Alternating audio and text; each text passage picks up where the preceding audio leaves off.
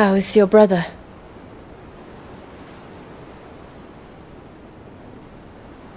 Asleep since I returned from the Dominion. Taya says he should be back on his feet soon enough. For a while, at least. She discovered something on his chest. A swelling, circled in stone. The curse.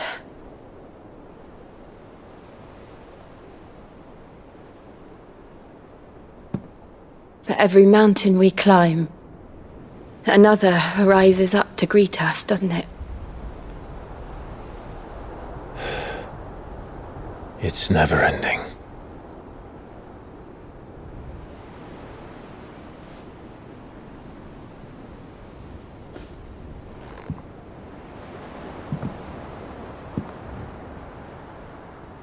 Even the sky seems to have grown tired of it all.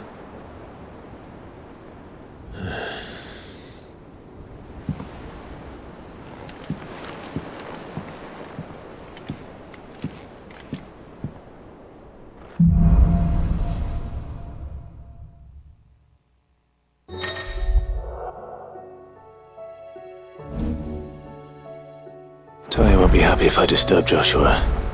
While he rests, I might as well see what Otto has to say.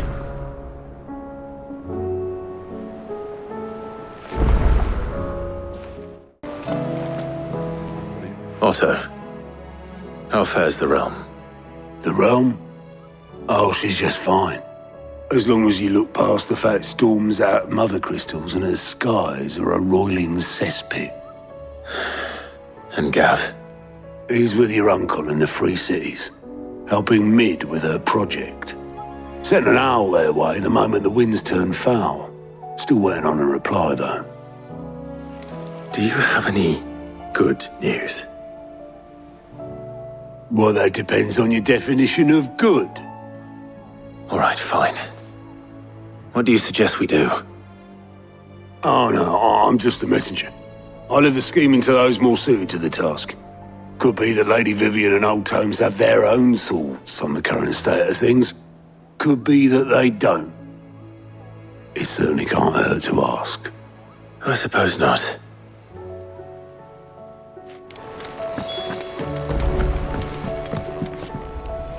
How is it that every one of your little excursions presages some inexplicable catastrophe? Not that you are to blame for the Dominion's fate. No one could have predicted the actions of the Crown Prince. I'm sorry I couldn't save your home. My countrymen are stronger than you think. A few toppled clock towers won't break their spirits. They'll be back on their feet in no time. I hope so. Look at us. Bluer than a pair of bog crabs. Tempting though it may be, sulking will not help us find a solution to this mess. You believe there's one to be found? I don't know. But I am certain we're more likely to find it if we first examine the facts.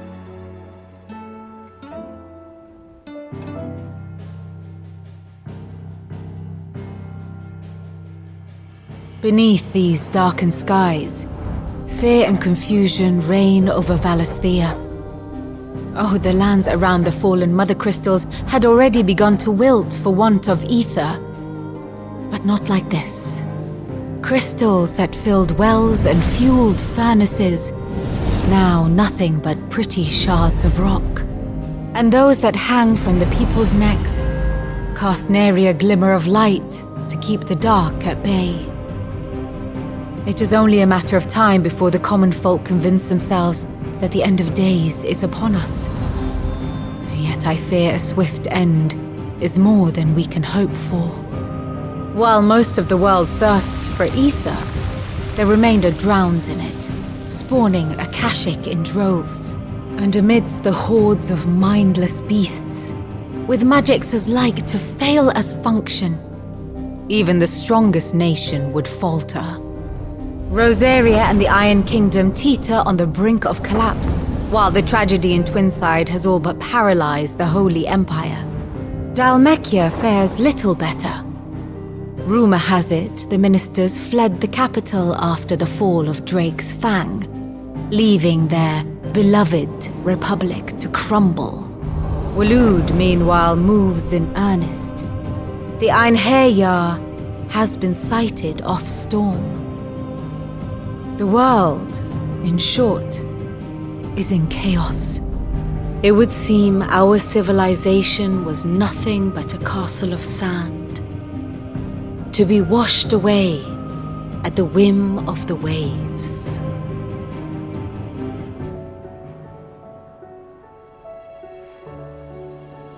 A castle of sand. Not my best flourish, but it seemed fitting. The reports I've received are considerably more blunt in their appraisal. Without the protection of their nations, it will fall to the people to defend themselves against those who would take what is theirs. Which is only ever going to end one way. Defending a farmhouse against a band of chocobo thieves is one thing, but pitchforks and palisades will do little to stall an army's advance. Should the King of Waloed deign to invade, there would be none to stop him. None but us.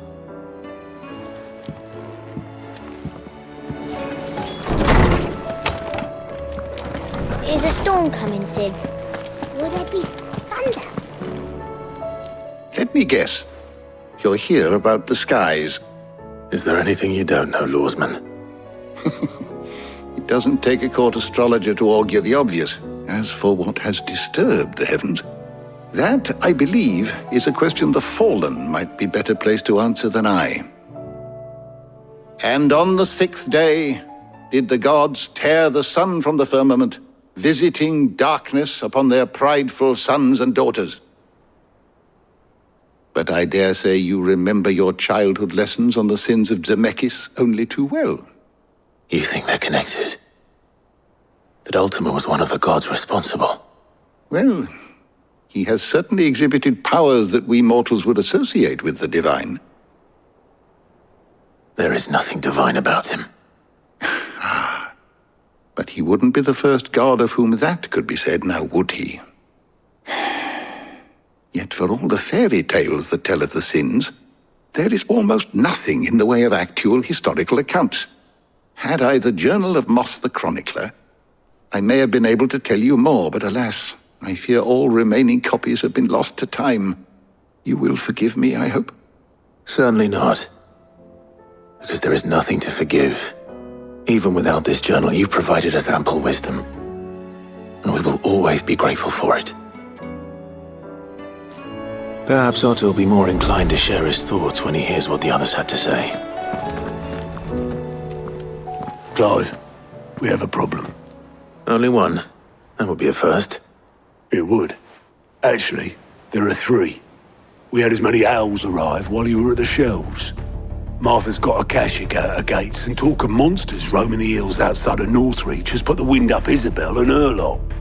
And don't forget Dalimil. Lubor says the village was raided by bandits. When it rains... It fucking pours. The curse breakers are spread thin, taking stock of the damage in the Dominion. And even if I could get word to all of them, I doubt they'd get here in time to make any real difference. Which means there's only 2 people who can. Jill and I. Let them know we're on our way. All our beds are taken. Martha. It's good to see you. And you, Clive. Jill? Otto said you'd been attacked by Akashic. What exactly happened here? Those skies are what happened. Not long after they fell dark, we had our first visit. There were hundreds of them. Tried to storm the hill. Only a handful made it up here, but that was more than enough. The rest are still down there now. And while we have a few willing fighters holding them back, they're sorely outnumbered. What do you think, Clive? That we join the fight? I thought you'd never offer. Now, where I need you is the Fallen Gate. That's where the fighting is fiercest. Let the men know you come to help. Something tells me they'll be pleased to see you. We're on our way.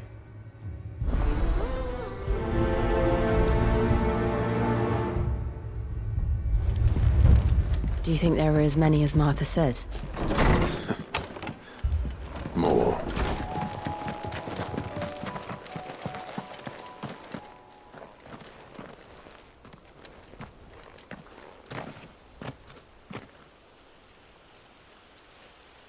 Clive, wounded.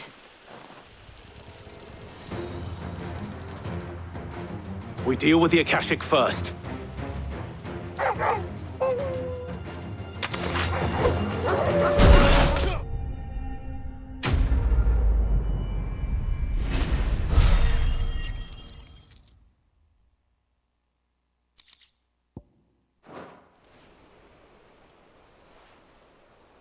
These men don't have the look of hired swords.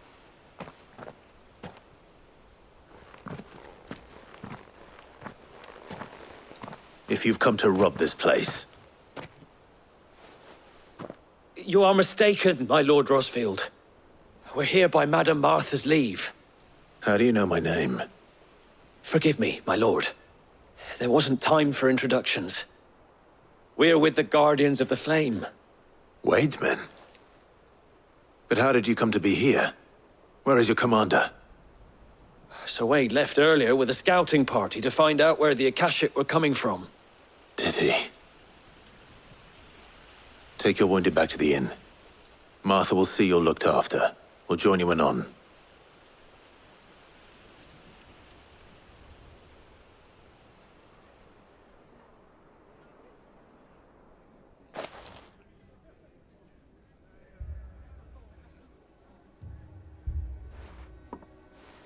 And to think you took them for thieves. A fine reward for holding off the horde, that is. When did Wade and his men arrive? Not long after Rosalith fell, the Guardians asked me to shelter some of them that had lost their homes. They were making ready to leave just as the skies turned, and we agreed it was best we stuck together. Martha! Trouble! The scouting party's almost at the lift, but they got a pack of Akashic snapping at their heels! And they got wounded with them! They're not gonna make it! Damn it all. We'll worry about them, Martha. You look after everyone here. If any can still fight, send them to the lift. I will. You two be safe now.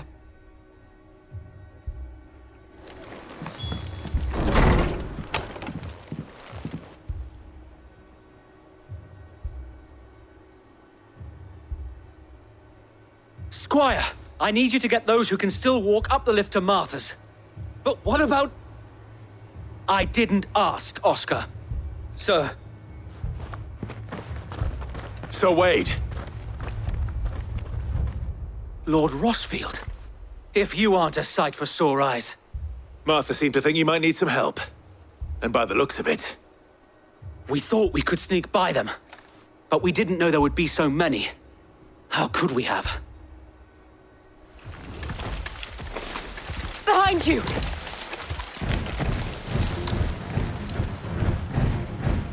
Damn it! We need to get the injured to safety. Do you think we can hold them off? We can certainly try. Are you with us, Sir Wade? Always. Then let's do our duty.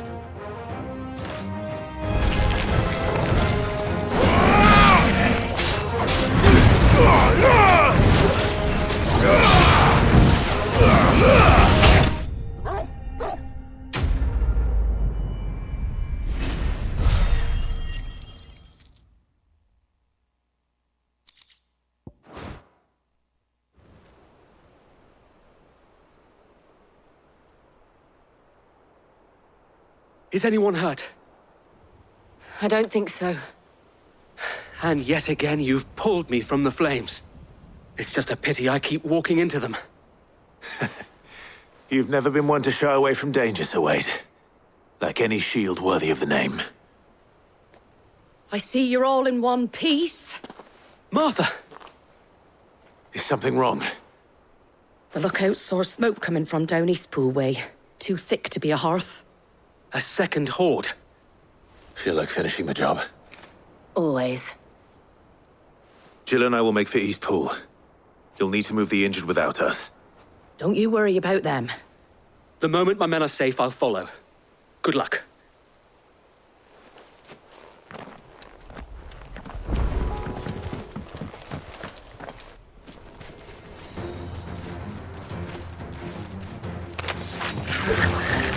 They're headed for the rest. We have to slow them down. Martha and the others won't be ready.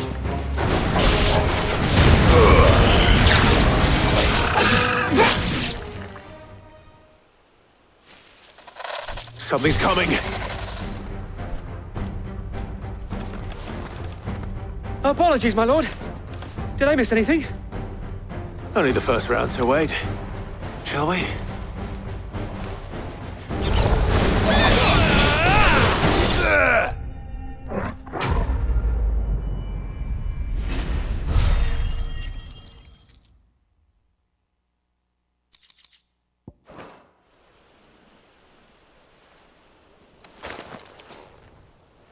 Do you see any more?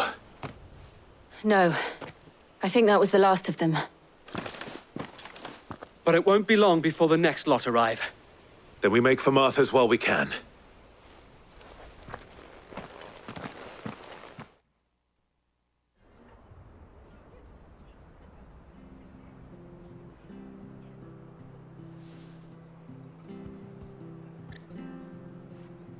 What did you find out there? The same as Sir Wade. Scores of Akashic. Well, wherever they came from, they're gone now. Our lookouts say the lowlands are clear. Hopefully we'll have enough time to lick our wounds. How many of your men were injured? A damn sight less than if you hadn't turned up. Thank you. It was a hard-fought victory. But as long as the skies remain dark, I fear the Akashic's numbers are only going to rise. It's not a matter of if the Horde will be back, but when. And whether that's sooner or later, we'll need to be ready. The inn here affords a good view of the land, and is easily defendable. I'd like to make this one of our outposts. What do you say, Martha? You'd have more men to guard the rest. Well, when you put it like that, of course they can stay.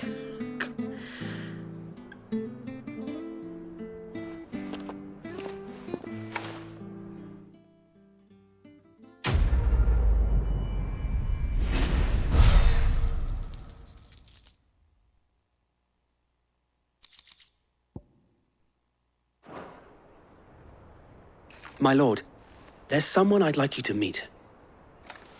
Oscar, over here.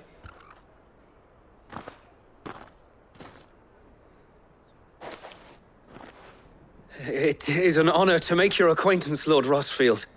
I am Oscar. Oscar of House Murdoch. Murdoch?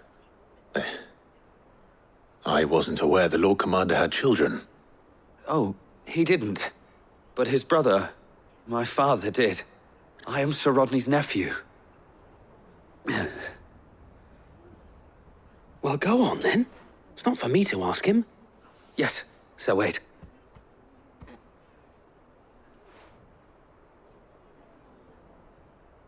If it please you, my Lord Marquis, might you take me as your squire? I would learn the duties of a shield from the finest. I'm sorry to disappoint you, Oscar, but I'm a shield no longer. Nor was I ever the finest. And spending time in the company of an outlaw hardly seems a fitting education for one aspiring to take his oaths. My Aunt Hannah once told me that a man is not defined by his title, but what he does in its name. You have accomplished much since taking on the mantle of Cid, winning no little honor in so doing. And I would sooner serve under an honorable outlaw than an unworthy shield. Not that Sir Wade and the other Guardians are... I mean to say that, they're... It's all right. We know what you mean. There is only so much the boy can learn from me, my lord. But a squire... Would that really be so bad? You were a squire once. And I'm certain Sir Rodney would approve.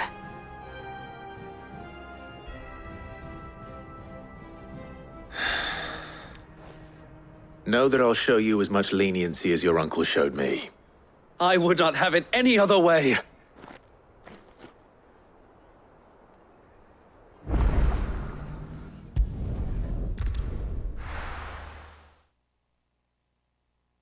First we find Isabel. My lord, Milady! We received the dame's message. There have been sightings of strange creatures, I understand. With the blue eyes. Yes. Like a Kashik, but different. They've taken so many. I've lost count. Akashic, but different. Ultimus thralls. And what of your mistress? Is she here? Oh, no. She went to the garrison to ask what they were planning on doing about all this. Then we'll look for her there.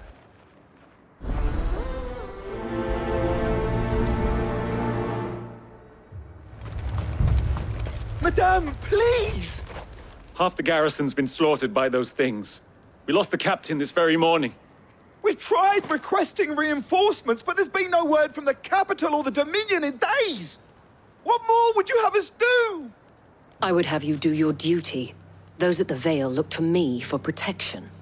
And protect them I shall, because they are my charges and that is my duty. In case you have forgotten, the people of this town are your charges. But more than that, they are your people. Your sisters, your brothers, your lovers. So you have a choice. Lay down your sword and watch as they are slaughtered, or take it up and do what is right. She speaks the truth, you know. This here, it's all we have. It's all that's left. What we have left is our lives! Do you really want us to lose them as well? Not if we don't have to. Look, there's a cask under the captain's bunk. Let's talk about this over a drink, eh? I'm listening. I'll have a word with him.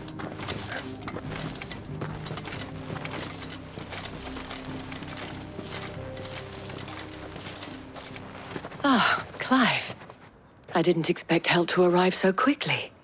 And sought to take matters into my own hands. It was a noble effort, but I thought you might still need some support. I'd like you to consider my needs. What we need to consider is where the creatures came from. The way the survivors speak of them, one would think they appeared out of thin air. And perhaps they did. It's hard to know what to believe these days. We'll talk to the survivors.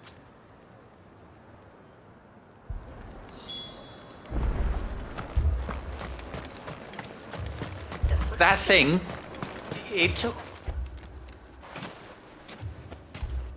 Did you see the creatures that attacked you? Creatures? Yeah, They came out of nowhere. They went for Joseph first, then me, and then they were just gone. Do you remember where you were? On the road from Oriflamme. We just passed Moor when... Where's my Joseph? It's all right. Just rest now.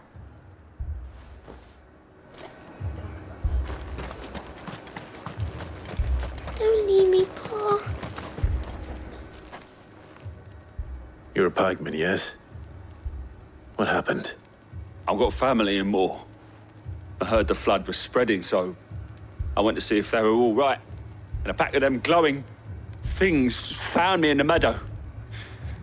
I ran for my life. I never did get to the village. Leave that to us. At least we have an idea of where the thralls might be now. We should head for more. Clive, look! I see them. With me!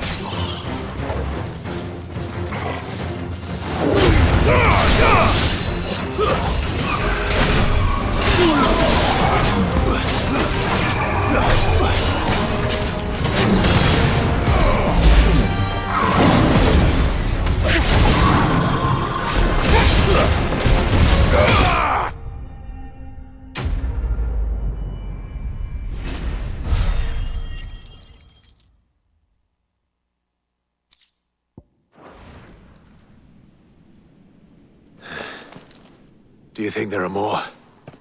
There are always more. But I'd say we've done what we can for the time being.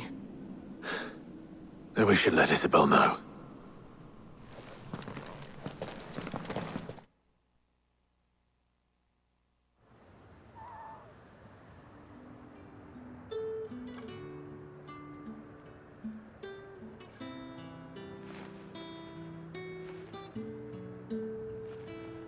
You have the town's thanks.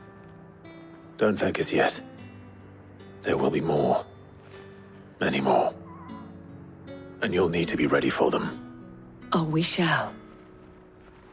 Isn't that right, Captain? Yes, milady. The garrison will be ready. Philippe here has convinced most of the men to remain at their posts. For now, at least. Hearing that the Dane would look kindly on any man who committed himself to the task certainly didn't hurt. It's not the most selfless of motives, I'll admit. But whatever it takes, eh? Now me, I never needed convincing. I became a soldier to protect the people I love. And the people I love include the ones standing before me. Handsome and chivalrous. Now, if you don't mind, I have sentries to post.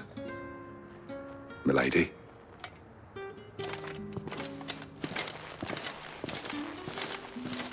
Lest you wonder, I'm not foolish enough to believe that this has solved all of my problems. But it has solved one, and that's one fewer than I had this morning.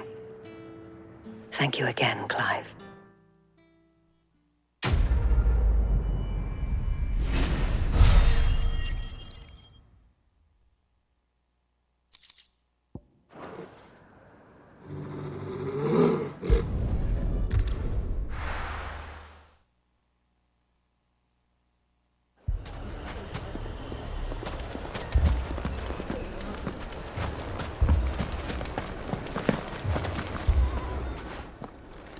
Sid! Oh, your new companion appears much more formidable than your uncle. Should I be worried? You haven't been introduced. Jill, Clive has told me much about you. All lies, I'm sure. Your Stolas said that Dalimil has a bandit problem. Indeed. Although, you're a little late. They left with our food and guild days ago. Any idea where they went? The desert's a big place. Your guess is as good as mine. But the fact is, I have more immediate concerns. What did you say to me? What did you say? Ah, as if by magic. Let's just say we've yet to reach a consensus about how to solve Dalimil's little problem. And at this rate, it won't be the actions of the bandits which prove to be our undoing. It will be our own. I've tried reasoning with the dissenting parties, but even the Desert Hare has limits. Perhaps we could talk to them. What makes you think they'll listen to us? What makes you think they won't? She makes a fair point, Sid. And you won't have wasted much of your precious time if you fail. They're just across the courtyard.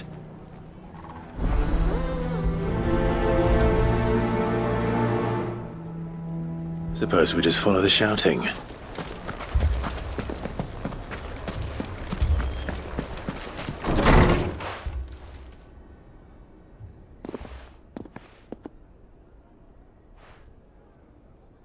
You wouldn't talk like that if it had been your men whose throats were slit. Blood for blood, it's the only way. We hire mercenaries and have them mount the bandits' heads on our walls as a lesson to the rest. And what happens when those mercenaries are slaughtered like your men? Are you going to hire more? We're better off using that coin to buy food and supplies. If we hire mercenaries, the only thing we're buying is the bandits' ire. And you cannot fill empty bellies with that. Do you hear me? But what happens when they come back? Maybe it'll be your throat that's slit. That's enough. Both of you. Any more of this and I'll throw you out myself. Come back when you're ready to talk like adults.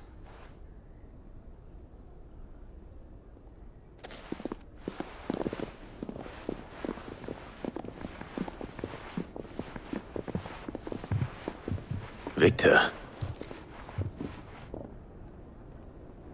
What's he doing here? Sid. And Lady Jill. What brings you here? I was about to ask you the same thing. Costness is in chaos, and the markets have all but ceased to operate. The Briar's Kiss here in Dalimil is the only place I can reliably obtain supplies. I was here to do just that when Master Lubor told me of his troubles. He thought I might be able to talk some sense into these fools. But if you're here, I suppose his patience must be waning. Who are those people? Those were the thorns in Lubor's side. And the reason this place might be headed the same way as Costner's. It's these accursed skies. The darkness is enough to drive a man to madness. Or an entire city, for that matter. We're still working on the skies. But in the meantime, perhaps we can find a solution to Dalimil's problems. I hope so. For all our sakes.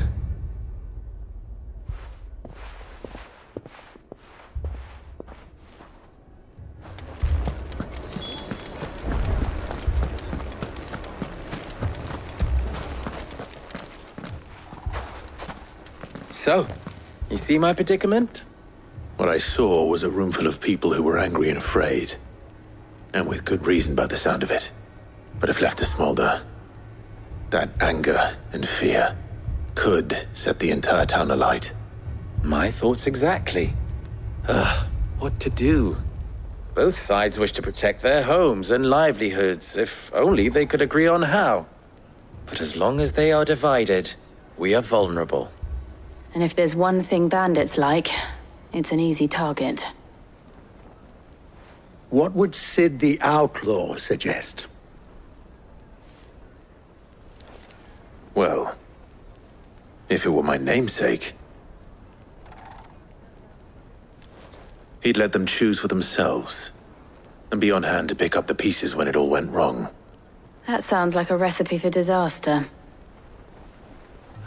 A recipe for disaster is precisely what it is. But perhaps that realization would be enough to make them question the ingredients. While it's plain neither Conrad nor Natalie will countenance the other's proposal, it may still be possible to make them doubt their own.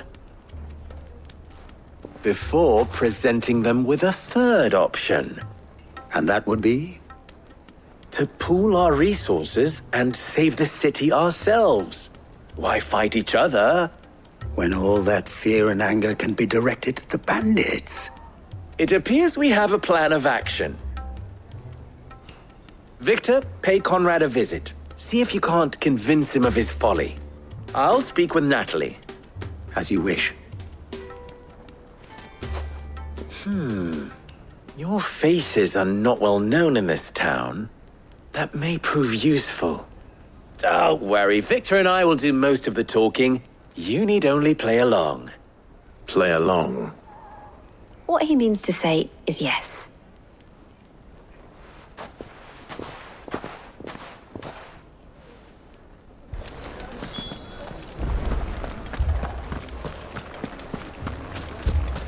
Picture it, Conrad.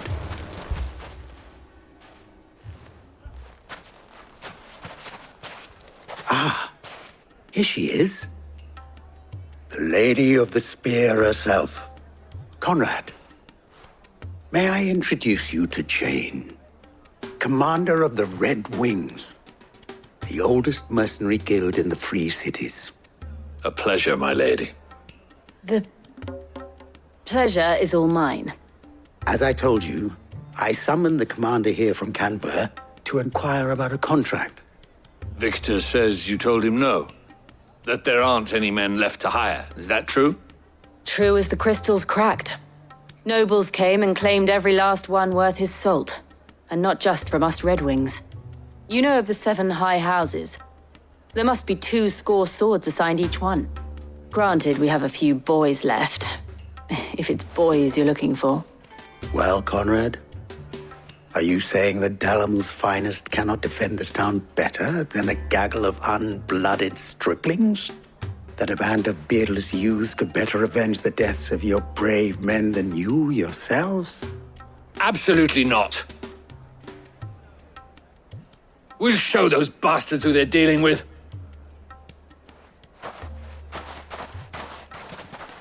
I can't believe that actually worked. Conrad's not what you call the brightest candle in the crypt. And there's a reason why I had you do the talking and not Sid. Well played, my lady.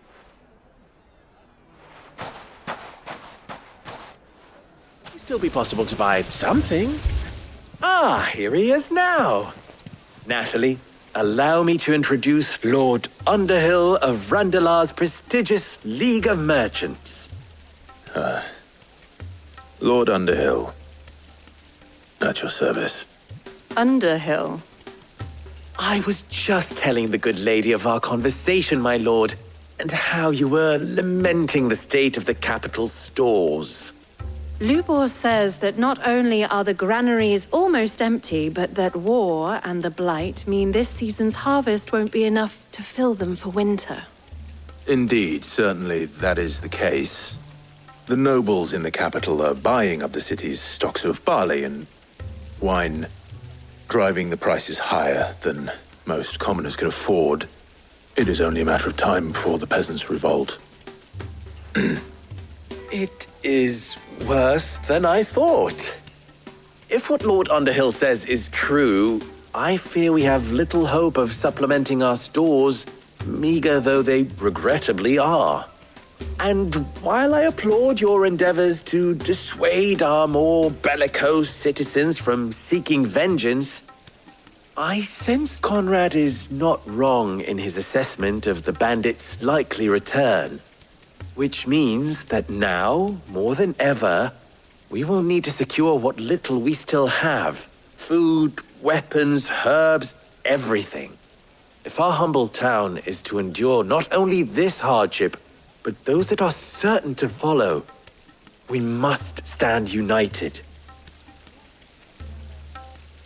All right. If it will help to protect my home, I'll do it. But you needn't have gone through this charade.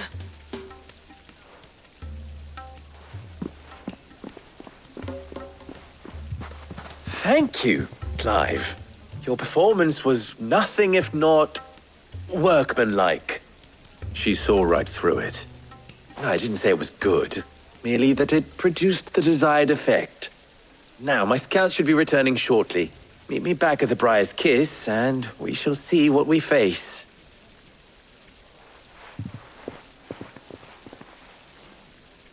I'm not convinced our roles in this ruse were entirely necessary. I don't know. Conrad seemed quite taken with you. Mummy, I'm scared. Oh, I'm ruined. Good news, Sid. Both Conrad and Natalie have somewhat gracefully accepted their new roles. With time, they may even learn to. Time no longer appears to be the luxury it was before lunch. I take it your scouts found the bandits. Technically, it would be the bandits who found my scouts. It appears they march for Dalimil as we speak. All of them. You're not serious. They don't just want food, they want the whole damn town.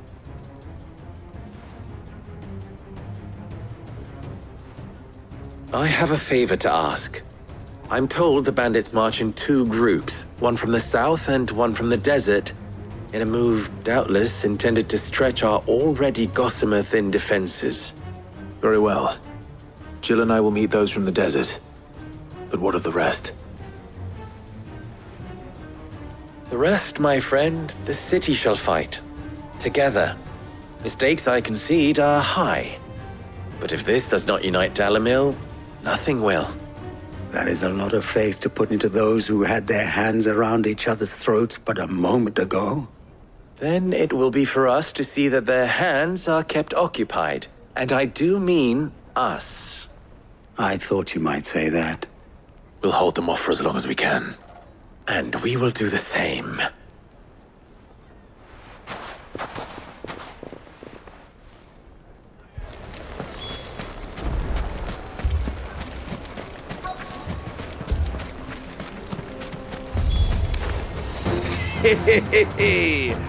The womenfolk have come to welcome us.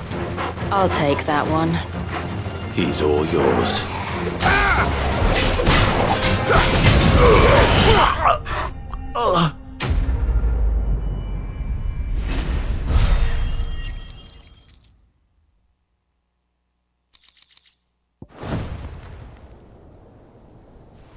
The townspeople.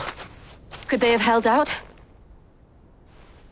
I don't hear any fighting.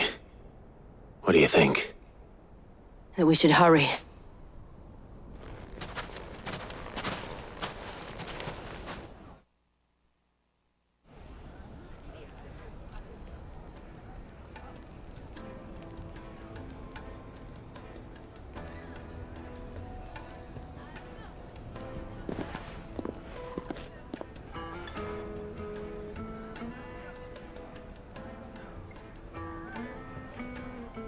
Natalie, I owe you an apology. You did well out there. The inn would have been lost had you not held the line. Without you, there would have been no line to hold. You saved us, Conrad. You saved Dalimil. We all saved Dalimil.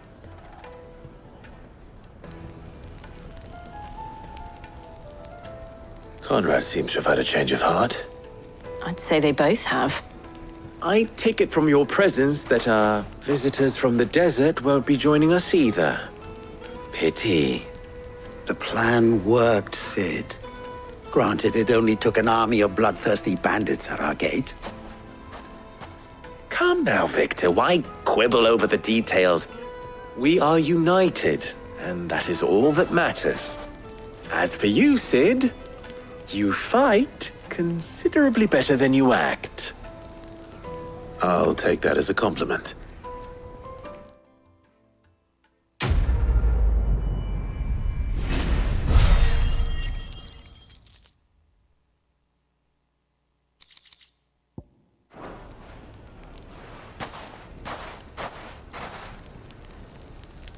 Our friends seem to have things under control. For now, at least. Let's go and put Otto's mind at rest.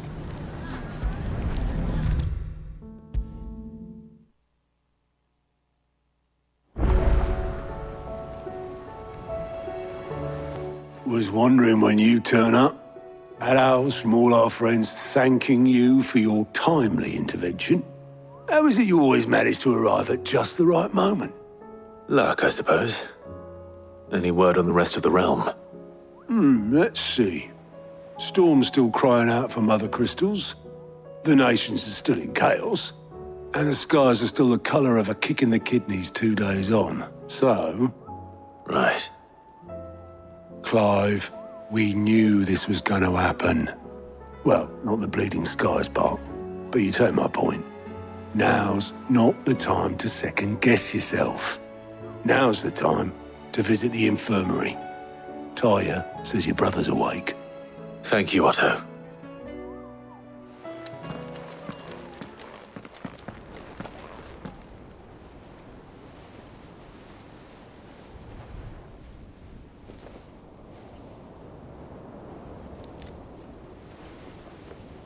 So it was not Sylvester, but Olivier who served as Ultima's puppet. And when Dion learned of this, he sought to slay the fiend.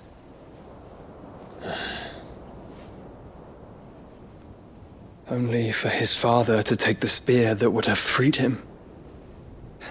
Enough to drive a man to madness. Small wonder he hasn't stirred. I would be afraid to wake. Had I but reached out to him sooner, warned him of the threat Ultima posed. But now, both an empire and her prince lie broken. Joshua, what do you know of Ultima?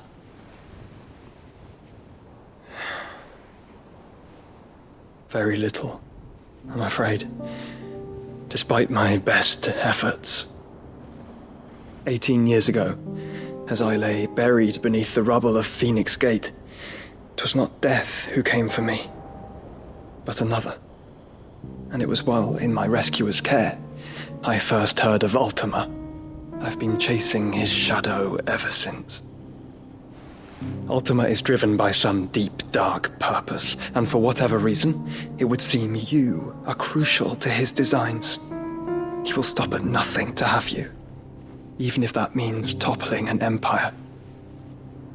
But why me? What possible use could I be to such a creature?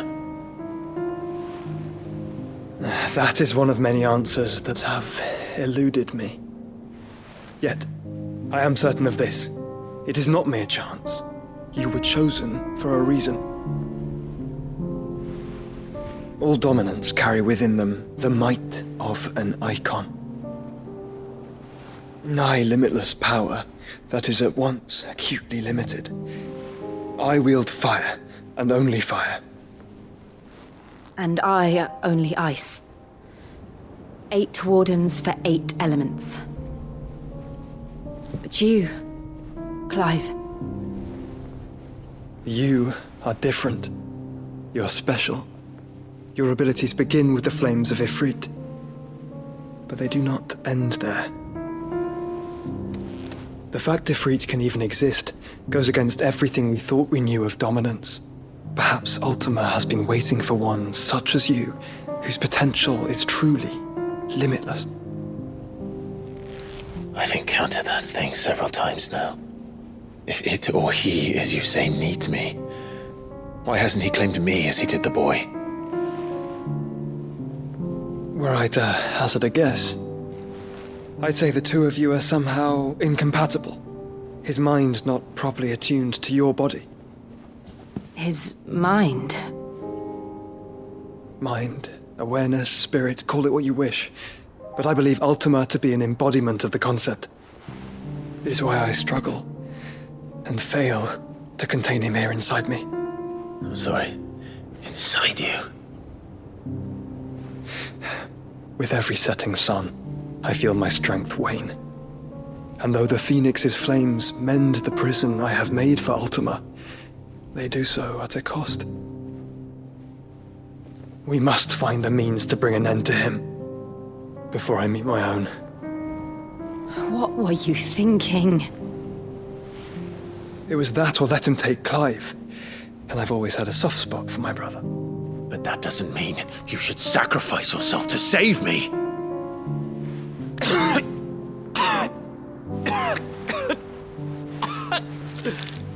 Joshua! Clive! It's Gav! There's an army of Akashic at the gates of Canver.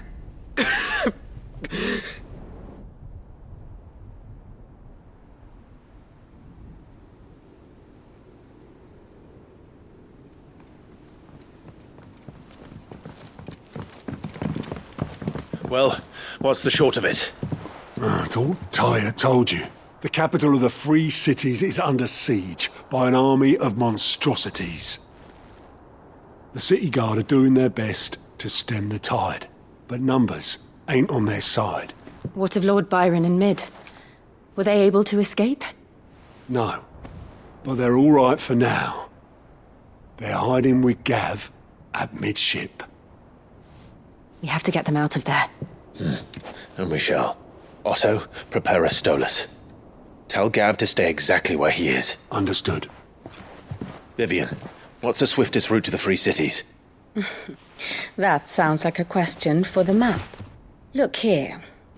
This road, through Tabor, should provide the least trouble. Good. What a coincidence. Tabor is exactly where I'm bound. Joshua, bed is where you should be bound. You don't think I told him the exact same thing? Were Tyre not such a talented healer, I would surely have been inclined to agree. But, thanks to her ministrations, I feel I may safely rejoin my attendant, who was to wait for me in Tabor if we became separated. All right, we travel together. Clive! If he stays close to me, he'll be fine. Thank you, brother. I'll look after him.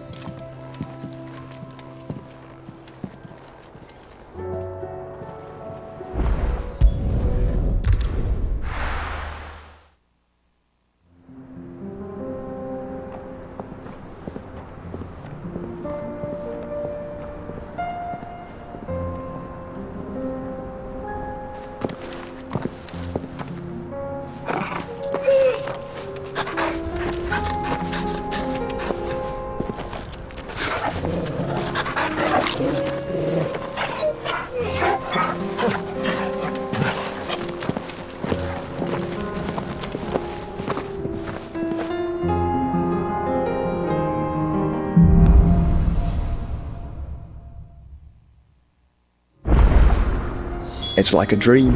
The four of us out walking like we used to. Enjoying this, are you? Gav and the others could be in danger as we speak. You're right. I'm sorry. Yote is a fine scout. If Canva was attacked, she will already have begun gathering information. Tabor isn't far. We should pick up the pace.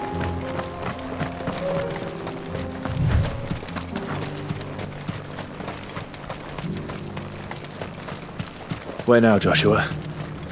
There is a residence just inside the city gates. She awaits us within.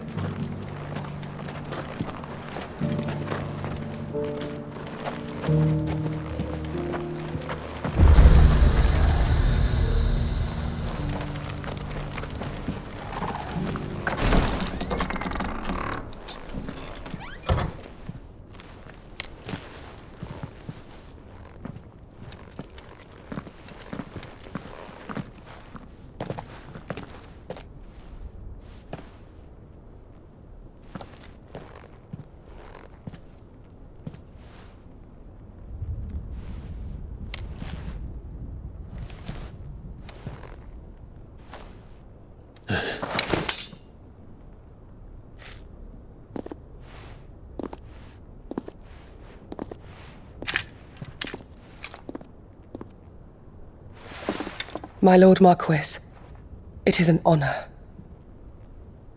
I am Yote, Knight of the Undying, charged with the protection of His Grace Joshua Rosfield, Keeper of the Flame of the Phoenix. Of course. It all makes sense now. Would you care to elaborate? The Undying are loyal servants to the ducal throne. Or more specifically, to its heir. They have served our family for generations, albeit from the shadows. Since their inception, they have been tasked with the preservation and enactment of the rites of ancestral communion. After the events at Phoenix Gate, it was the Undying who delivered me to safety. And since the day I left Rosaria, Yote has been my constant companion and protector. Without her sword, I would not have survived my journey across the realm. Rise, Lady Yote.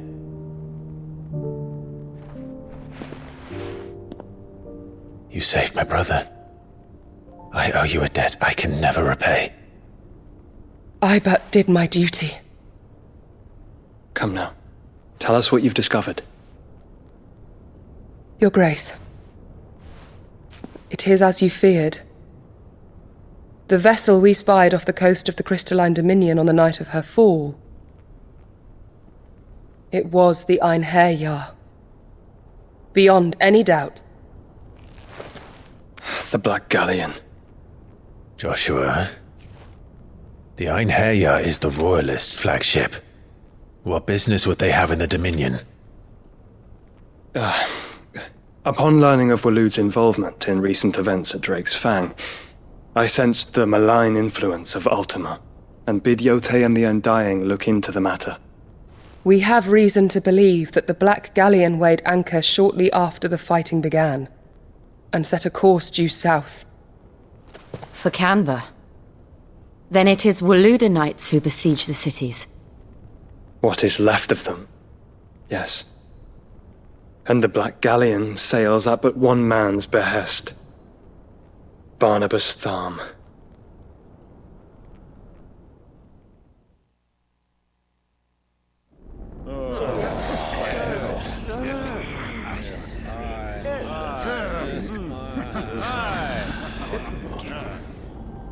But are we truly safe here in the Agora? The city guard have been paid, if that's what you're implying. All the more reason for them to run. Well, you are free to leave, Lord Minister. Markets abandoned, warehouses aflame, blackened hulls choking every port in the capital. Canva is ruined. The realm teeters on the brink of chaos, and all you can think about is commerce! Forgive us! We were not aware Dhalmekia now subsisted on charity! Quite. How dare you!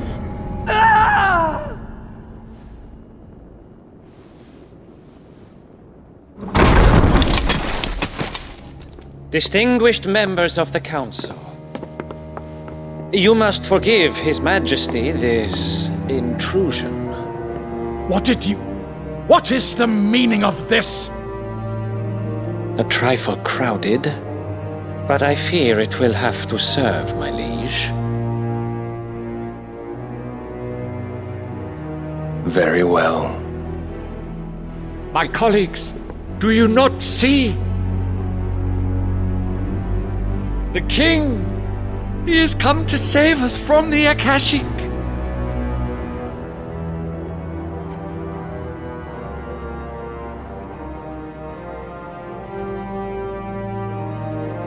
He is a gift from the heavens, divine intervention, our very salvation. And of course, if it is compensation he requires, we would be most willing to negotiate a fair price for services rendered. Fools! Your ignorance unbecomes you. Your Majesty, correct me if I'm wrong, but I would swear that the fiends washing the cobbles of Canva with the blood of her citizens wear the colors of Waloed. Ha!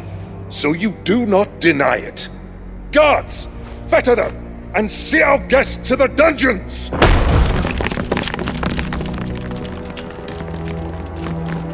Enough.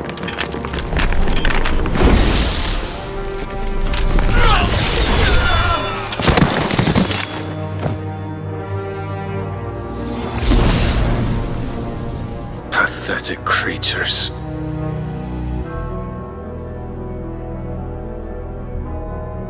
That you should imagine yourselves worthy of salvation.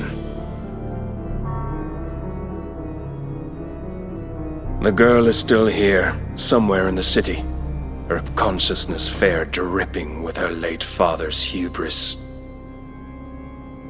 A consciousness to which Mythos is inextricably bound and inexorably drawn. See that he is made welcome. Yes, Your Majesty. Come, Mythos. Surely the prince's light cannot have sated you.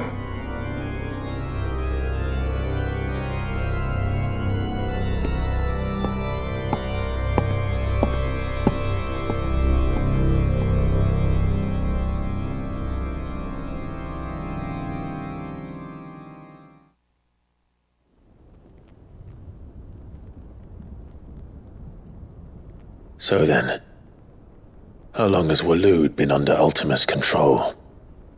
How long indeed? Based on what we know of Barnabas's actions, I would guess some few years, mayhap more. But to what end? What does Ultima want? The tapestry. Show them.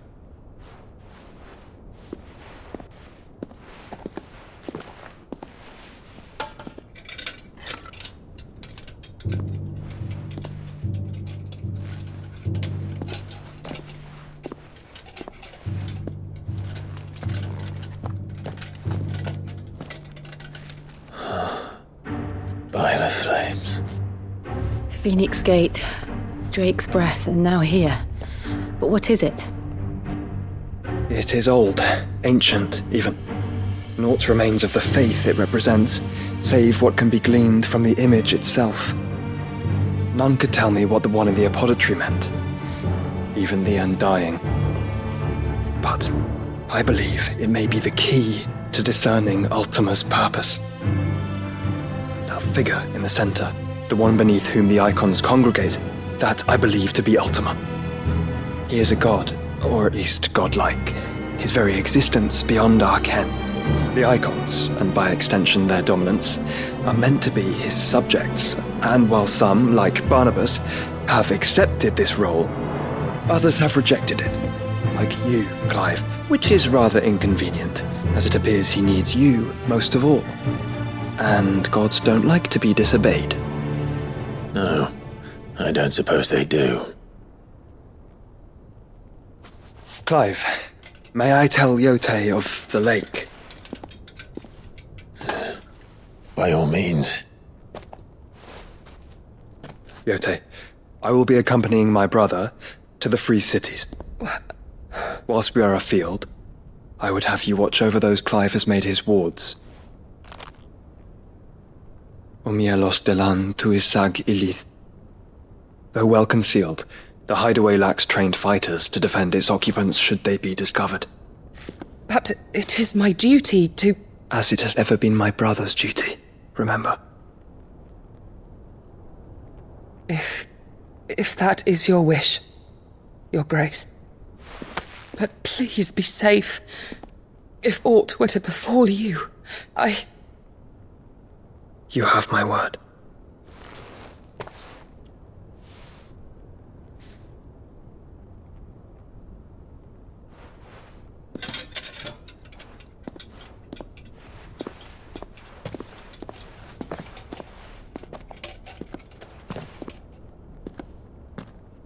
Farewell, my lord, my lady. We are in your debt, Yote.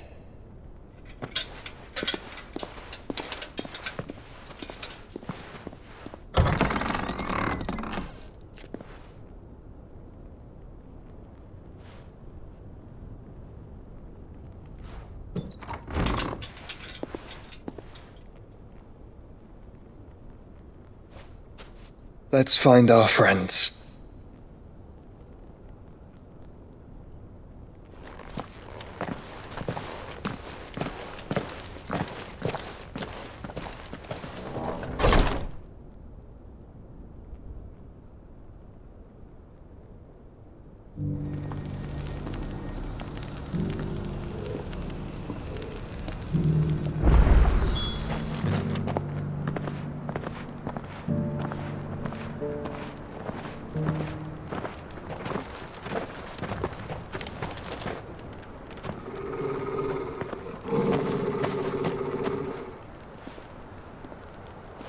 Cyril! How fares the search? Well, Your Grace, my report shall be with you ere long. Ah, yes. Yote is otherwise engaged, at my behest. And the duty of wardenship? Fulfilled. For as you see, I've been reunited with my first shield. I am Cyril, Knight of the Undying and bearer of the Burning Quill, charged with chronicling the mortal deeds of His Grace, Joshua Rosfield, keeper of the Flame of the Phoenix and rightful Archduke of Rosaria. I entrusted Cyril here with overseeing the investigation into Ultima's origins. Findings from his brothers and sisters afield are delivered here to be collated and catalogued. Just how many Undying are there? Not nearly enough, milady. Yet we are glad to give our all in service to the Phoenix. Such is, and has ever been, our creed. I see. You have your associates, I have mine. But you may now think of them as ours. That won't be a problem, will it? The Phoenix is our sun, and we but the shadows that quicken in his radiance. It is from the darkness that we serve, both him and now you.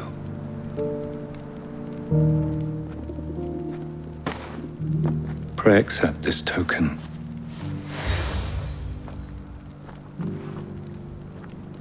For as long as you bear it, members of our order will reveal themselves unto you, if there is nothing further. No. You are dismissed. Your Grace.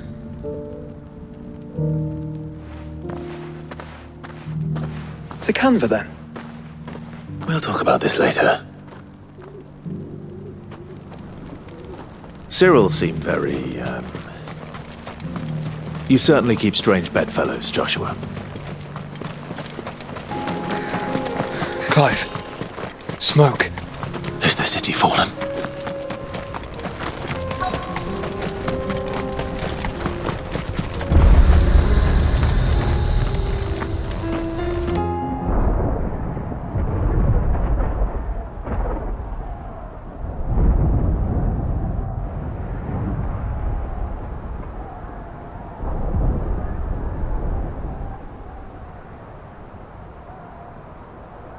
The free men are still holding their own, then. Do we have any idea where Gav and the others might be? There's a warehouse near the docks where we agreed to meet if there was any trouble. We should hurry.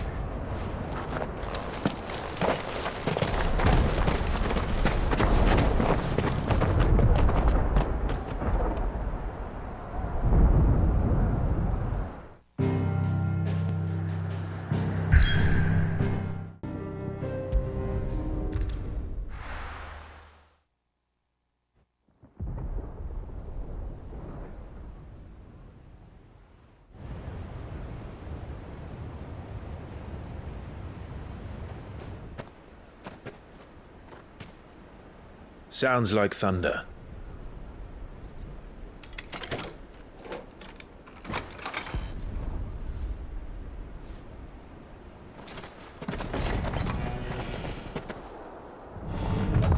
You're late. We're starting to think you'd stumbled off a cliff. I seem to recall that was you, Gav. Good to see you. Any trouble on the road? Nothing we couldn't handle. I knew you'd come. Is that who I think it is? Yes. Allow me to introduce my brother, Joshua. Clive's told me all about you. Or even listening most of the time. Name's Midadol, but everyone calls me Mid. My lady. Eh?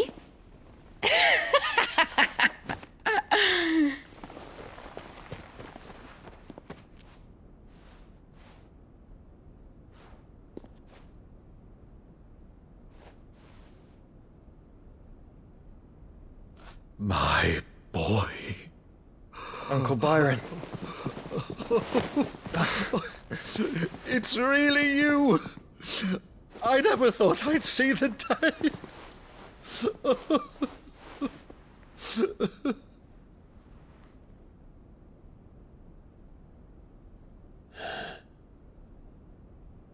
So these Akashic are being controlled? That's what it looked like. Empty eyes, eerie blue glow. No doubt they were turned, but silent as monks, every last one of them. Your man here speaks true, Clive. We saw more than a few in this city. They moved in ranks with a purpose, and not of their own. Ultima's doing. Perhaps. What of the city? The people? Dead, mostly. Mostly, but not all. A handful managed to lock themselves in their villas before the Horde arrived. Some in the merchants' district to the west, and a few others on the far bank. If the Akashic stumble across either hiding place, a few bolted doors won't hold them for long. We need to find them. And quickly. What do you propose? We split into two parties. I will make for the merchants' district, while you look to those across the river. Mind keeping an eye on my brother? Not at all. We find the villa and try the servants' entrance. Understood. And what of us? Mid, is she fit to sail? The ship, the Mithril engine could probably do with a few more tweaks. Then you better work fast. Even if we do reach the survivors in time, they'll never make it to the hideaway on foot. You leave that to me. See that Mid doesn't get herself into trouble, would you? Think I can manage that? I'll keep him safe. Looks like you stuck with me, Byron. That's Lord Rossfield, you little gutter snipe!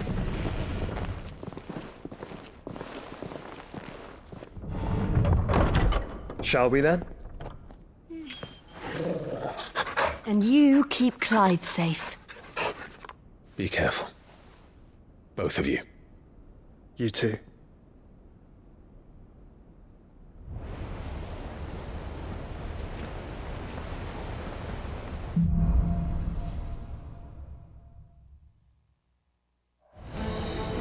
All right, Torgal. Let's find those survivors. They don't stand a chance against those things.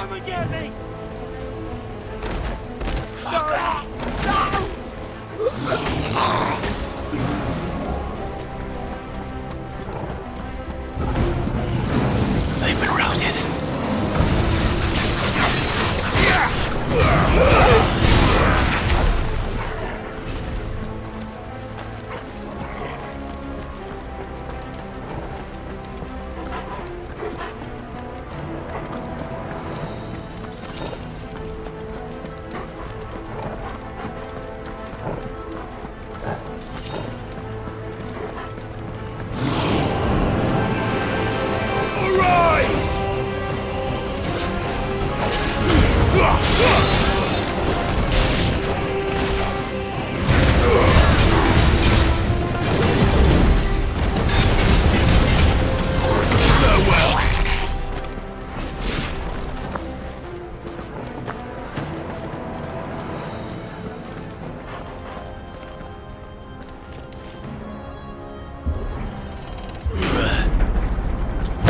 That sounded big.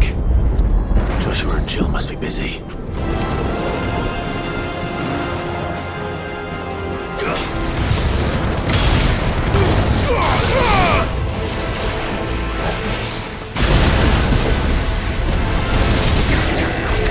This is the Agora, where the city's leaders gather. There may still be survivors inside. Where are they?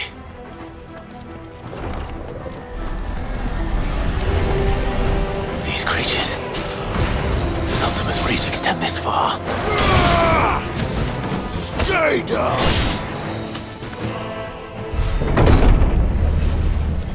You've caused quite the commotion. But then I would expect no less from you, Muthos. You again. I don't believe we've been introduced. You were in my family's crypt, and now you're here, with an army of Akashic thralls. Manners, Lord Rosfield?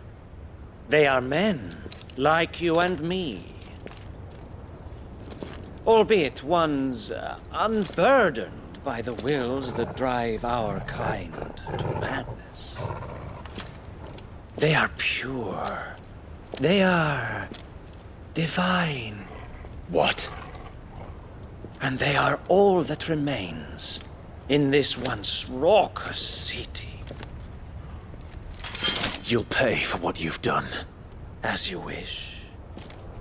I confess I have been very much looking forward to this.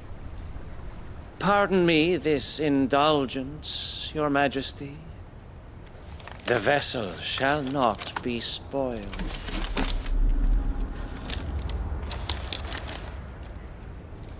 I am Sleipnir of House Harvard, and you will yield.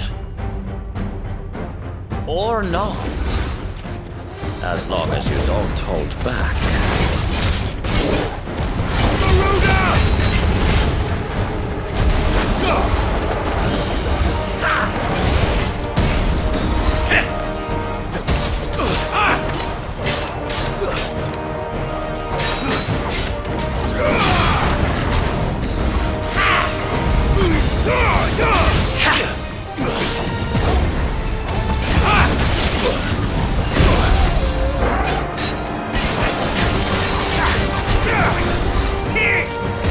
Nice try.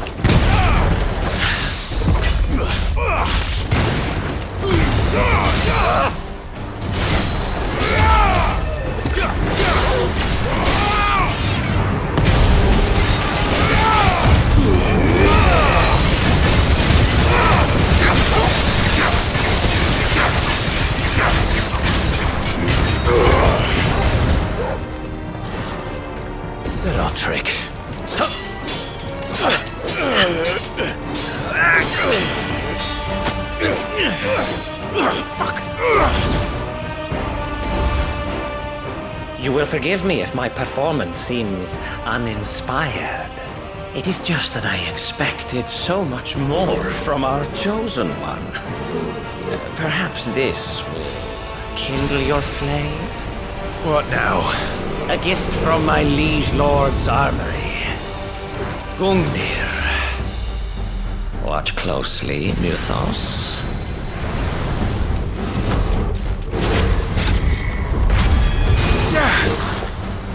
Yes! Yes!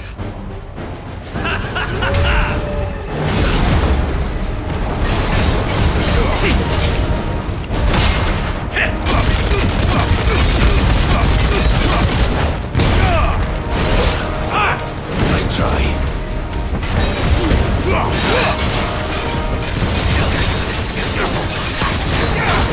Too slow.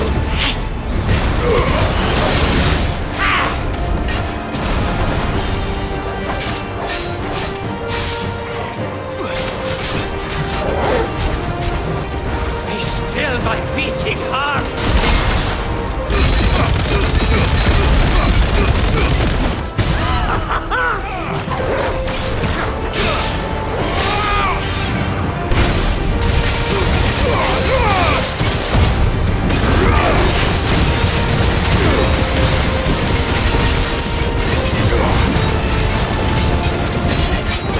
One is seldom enough. Would you not agree? Actually, I wouldn't.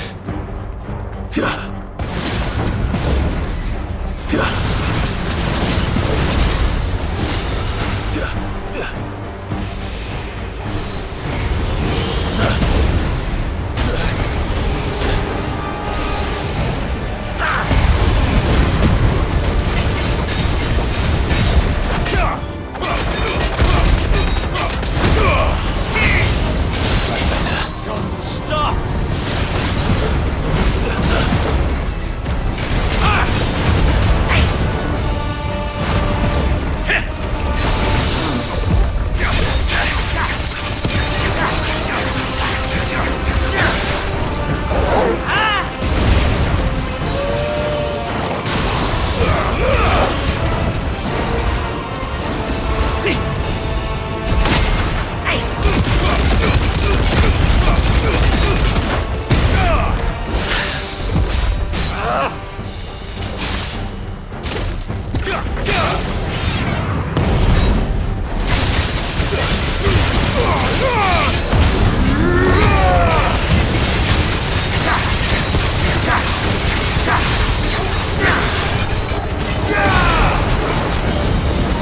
Enjoying yourself?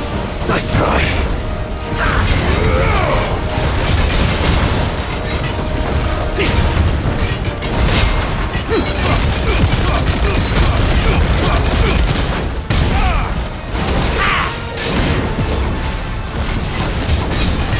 More, Mythos!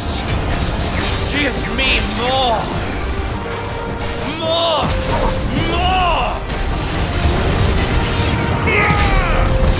Too slow.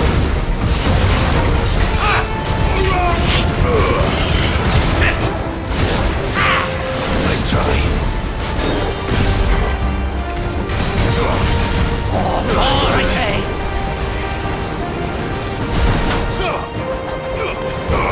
Too slow. All right.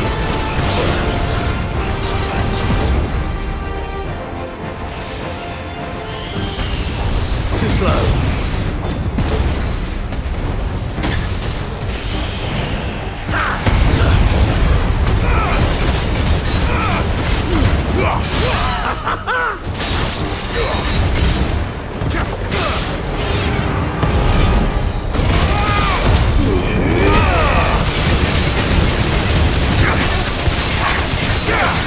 Mythos.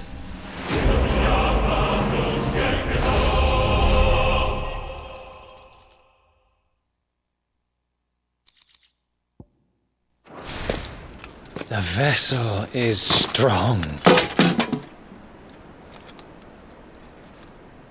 My liege.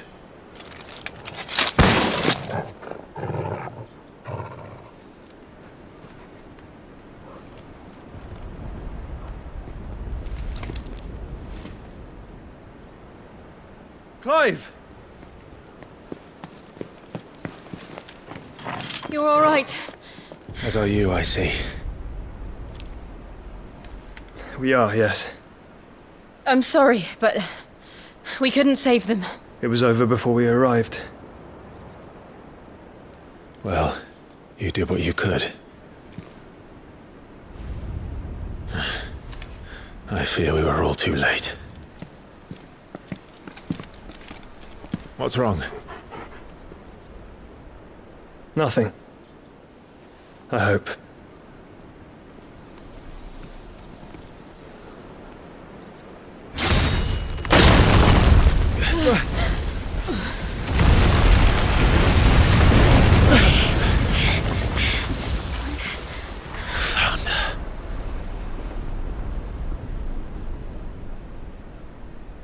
Leaving so soon, Mythos?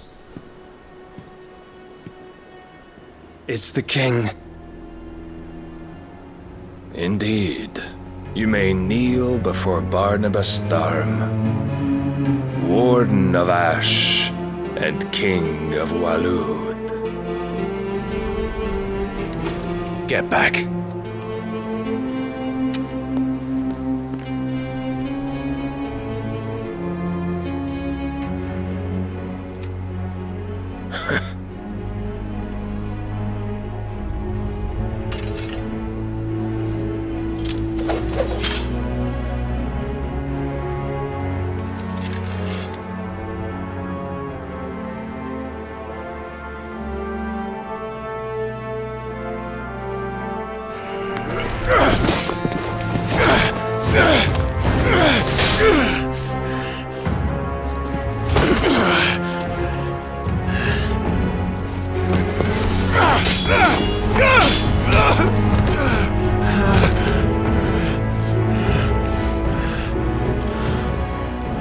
Wild and impetuous.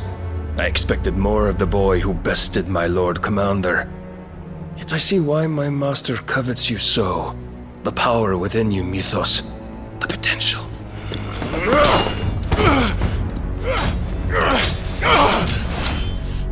Stop calling me Mythos. But Mythos is everything. The cornerstone of all creation. The Lord's vessel. Your purpose. My purpose? To surrender my mind and body to that thing.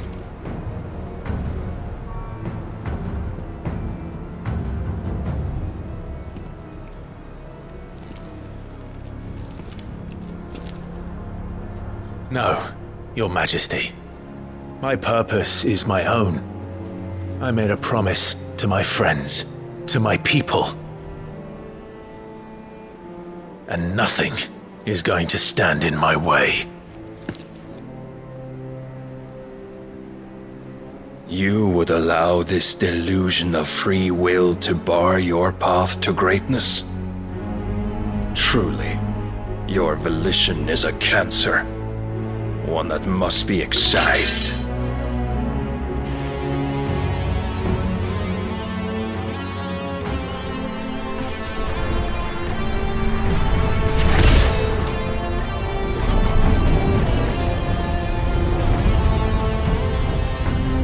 Try it.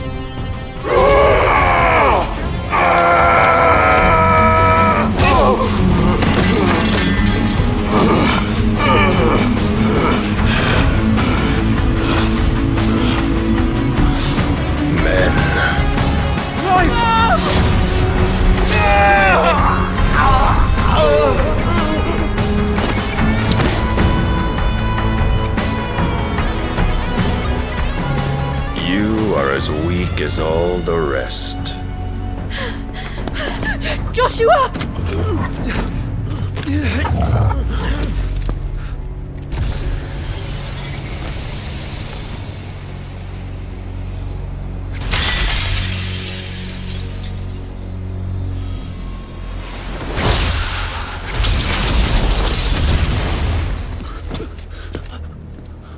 Oi! Oi! This way! Hurry!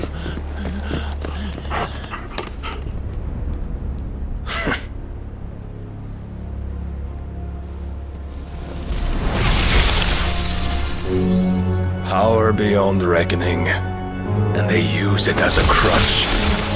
Such a waste.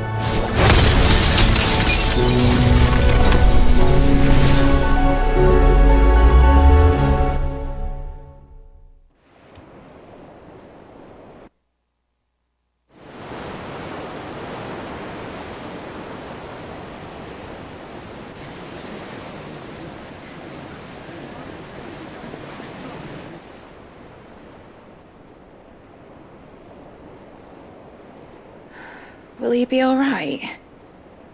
The phoenix can mend flesh, but the spirit must recover on its own. I'm afraid the rest is up to him. This place is remarkable.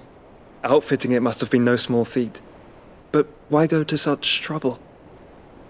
That beauty's belly's filled with wonders the world ain't ready for. If the guilds caught wind of what we were up to, they'd all want a piece. All right. And how is he? Do not blame yourself. He was barely breathing when you brought him here. We would have lost him if it were not for you. No. Barnabas may have severed nigh every sinew in my brother's body. But he made certain the wounds were not fatal. Nigh every sinew? Allow me, your lordship. Don't know what I was thinking, putting you to the trouble like that. 'Tis no trouble carrying comestibles to my ailing nephew. I know, but you've already done so much for us. Pouring your gil into the hideaway and now the ship. I don't want to take the piss.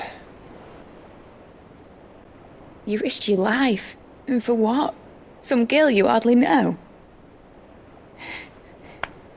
Why'd you do it? You not mad or something? I wouldn't go that far. Clive! You're awake, my boy. Oh. All I want to do is help. And the world won't save itself. It was Sid. Your father, who taught me that. Sounds like him. Don't you dare do that again. What of the Royalists? Fucked off, the lot of them, along with the galleon. With the king on board, no doubt. Behind here, I wouldn't sail without him. Clive. Jill didn't come back. What do you mean? She kept the king busy while the others dragged you out. It's all right, Mid. Jill is fine. The ether of her icon endures. And as long as it does, we can be certain she is alive.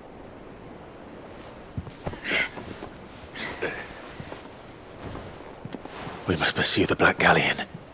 Jill will be with the king, I'm sure of it. Well, good luck catching him, because my ship's going nowhere. It's the Mithril engine.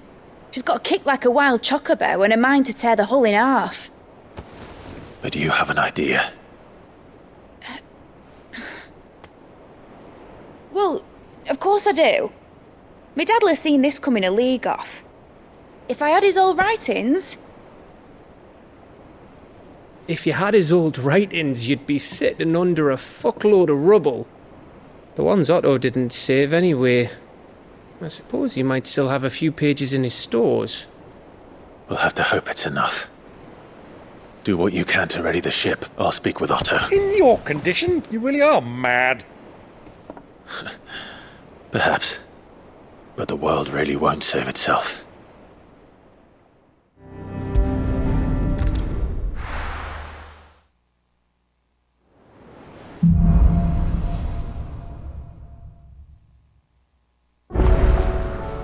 right. Gav said that Otto might know something. Do our duty when the hills are crawling. Clive? But if you're here, where the hell is everyone else? Don't tell me. They're all right. But it's a long story.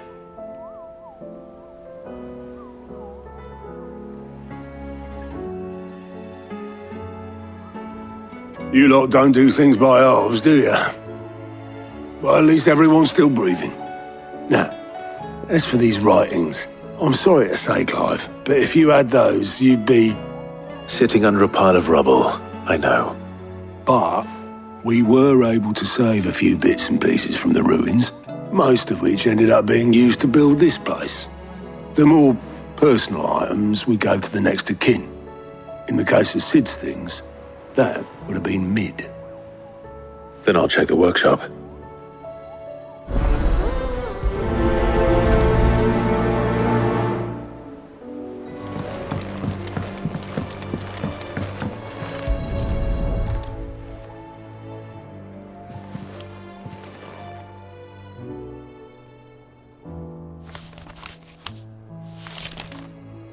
This looks like it's from Sid's old diary. But you'll already have read it. I'd better keep looking.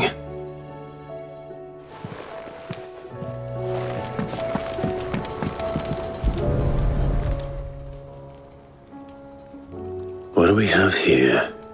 Oh. Sid's pipes. Something tells me Mid won't be needing these.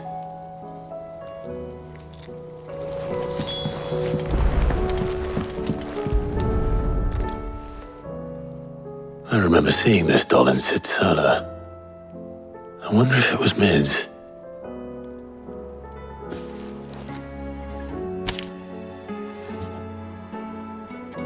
Huh. What's this tucked inside it?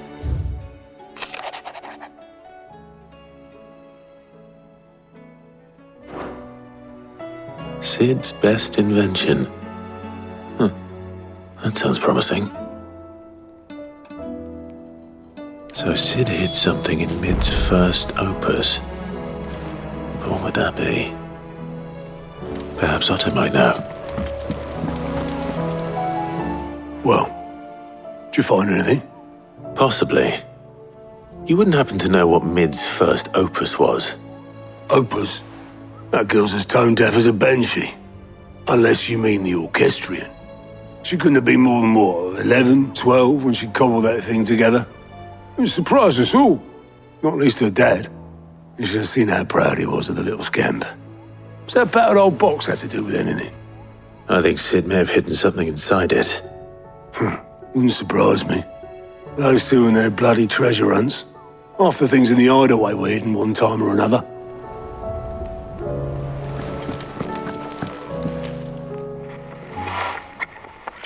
I didn't break it.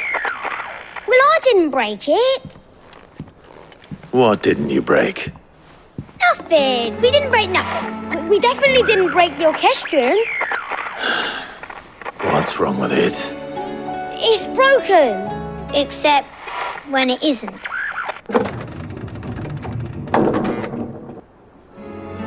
See? And you had nothing to do with this? Nope, nothing. We just wanted to listen to all the songs at once. So we pressed all the buttons. Like this.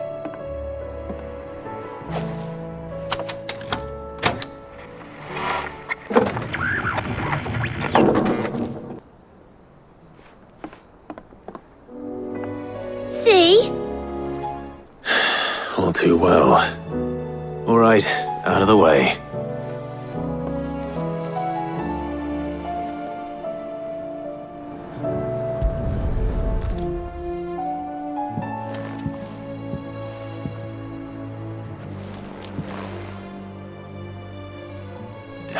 There's something caught on one of the gears. Did you break it? Can you fix it? No, I mean, yeah, yes. There. How about now? You fixed it! Sid fixed it! fixed it. Yeah, new music. Huh. Never heard this one before. They started playing when I removed this. Whatever it is.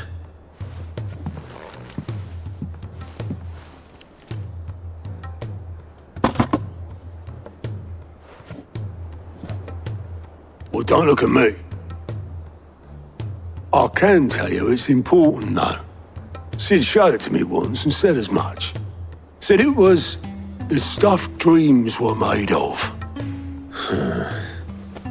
Let's just hope it's the stuff ships are made of as well. Indeed.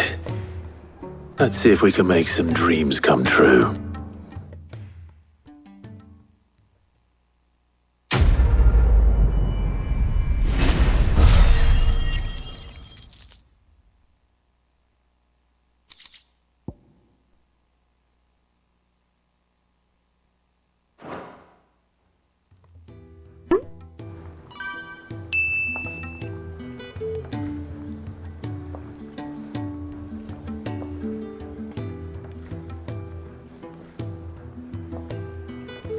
Just the two I was looking for.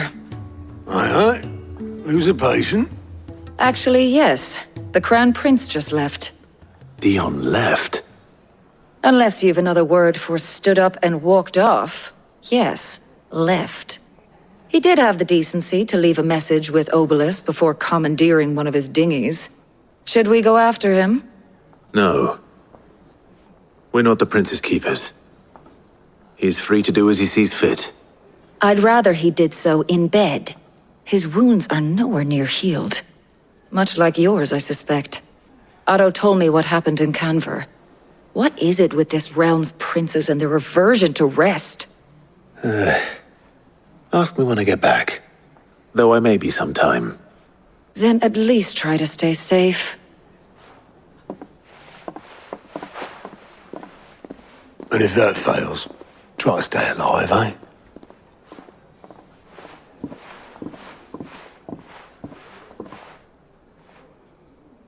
Every moment I waste here, the further the flagship sails. I have to get back.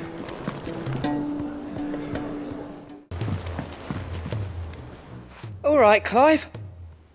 Blackthorn told me you helped him out again. Tough for that. Speaking of which, I'm actually a bit, Worried about him. And you want my advice? afraid so. It's a bit of a funny one, this, but I saved this posh knob while I was out on a mission, and he gave me this flashy ring to say thank you. So, obviously, I show it to Blackthorn, thinking he'll be impressed, only for him to go white as a sheet and quiet as a curl instead. Try as I might, I can't for the life of me work out what could have got him upset like that. And seeing as how Blackthorn opens up when you're around, I thought maybe I'd speak to him again. Well, I suppose there's no point leaving him to stew. Cheers, Clive. I'll be sure to pay him a visit as soon as I have a moment. All right, I'll meet you by the forge then. You come along when you're ready.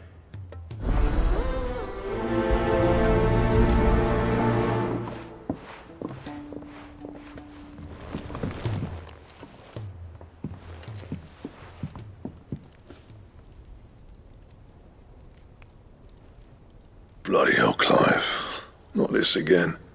Ain't you got better things to do with your time? That remains to be seen. August tells me he showed you a ring, and that the sight of it clearly upset you. Would you mind telling us why? Come on, mate. Bottling it up ain't gonna help no one. If it weren't the ring, and it was something I said, then I'm sorry. It was the ring, right? It brought back some unhappy memories, that's all. Memories better left forgotten. Memories of what? There are things we'd all rather leave behind, Blackthorn. But sometimes it helps to talk about them. And sometimes it doesn't. Is that so hard to understand? Don't be like that. Fine. If it'll get you off my back. That ring he flashed was the work of Zoltan. We apprenticed together, back in the day. You've never mentioned him before. Why would I? Ain't seen him in decades, and the last time I did, we almost came to blows. The ring brought it all back. I could tell it was one of his the moment I saw it. Bastard's improved, though. More than I thought possible. That thing's a work of art. So it was a nice ring. Worth a few gil, maybe. What's it matter to you? It matters because engraving metal's a nightmare, and I've got no bloody idea how he managed it. The fact is, I couldn't make anything even half that detailed. So what? You're an armourer, not a jeweller. I'm the Hideaway's master craftsman. I'm not stealing a living at some backwater village forge. My armour keeps you lot safe, and my swords keep you dangerous. As far as I'm concerned, every swing of my hammer's another blow struck in the name of our cause. So I put my heart and soul into my work. Because the curse breakers deserve better than second best. And I refuse to be shown up by the likes of Zoltan. Very well. Why don't we go and pay him a visit? Learn his secret? I doubt he'd be too happy to see me. Then just this once. Make peace with being second best. Swallow your pride and focus all your energies on the task at hand. Keeping the curse breakers armed and armoured. Provided you can do that, you'll hear no complaints from me. But if you can't, and it's going to distract you, we need to do something about it. What'd you say, Blackthorn? You know he's right.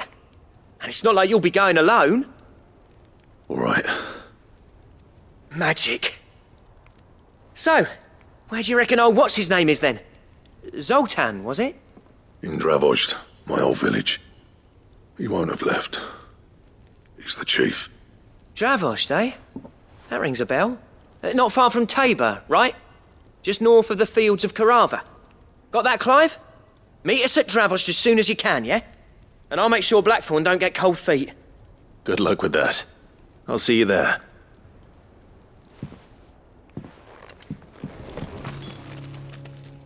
Kicked out already? No. This charmer ain't letting anyone through. Why are the gates closed? Chief's orders. No one's allowed in without his say-so. Not that I'd have let you in anyway. You look like trouble. I suggest you go home. That's what I'm trying to do, you little prick. Ain't changed a bit, have you, Snotty? No. It isn't. Blackthorn. Long time no see, eh? What the hell are you doing here? Well, it was meant to be a surprise, but since you asked so nicely, I'm here to see Zoltan, you fucking numbskull. Now let us through. All right. Just don't go starting anything with the chief. Yeah, I promise I won't throw the first punch. That good enough for you?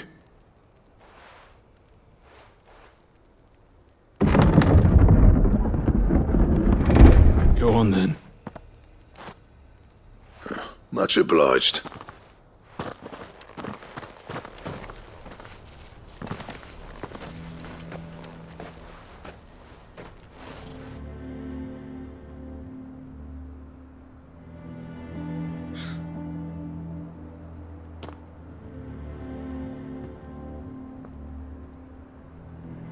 So this is Dravozd.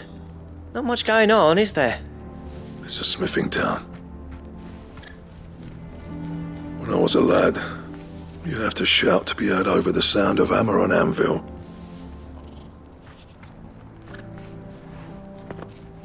Clive, you're good with people.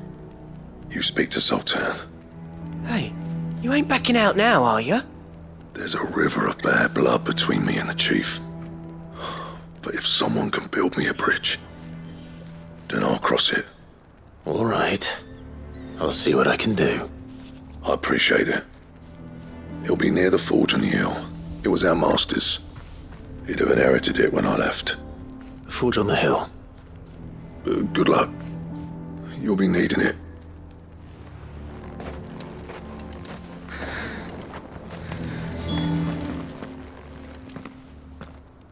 Hotter! Hotter, damn it! Those miserable flames wouldn't melt butter, let alone iron. Pardon the intrusion. I'm looking for the chief. That'd be me. It's a pleasure to meet you. I'll bet it is. Keep the gates closed, I tell him. Well done, Snotty. You're not welcome here. Get out. Before things turn nasty. Blackthorn's here. What did you say? He's traveled a long way to see you. Yes, has he? He's waiting. Down by the gates. Then I suggest you take him with you when you leave. Didn't you apprentice together? So what if we did? Fuck! We're getting nowhere! These bearers' flames are next to bloody useless! We're never going to be able to fire up the forges unless we can find some new crystals. I'm a busy man, as you can see, so do me a favor and piss off. Oh, and if you're struggling to find your way out, ask Blackthorn. That prick knows exactly where the exit is. He's not wanted here. And neither are you. All right. I'm going.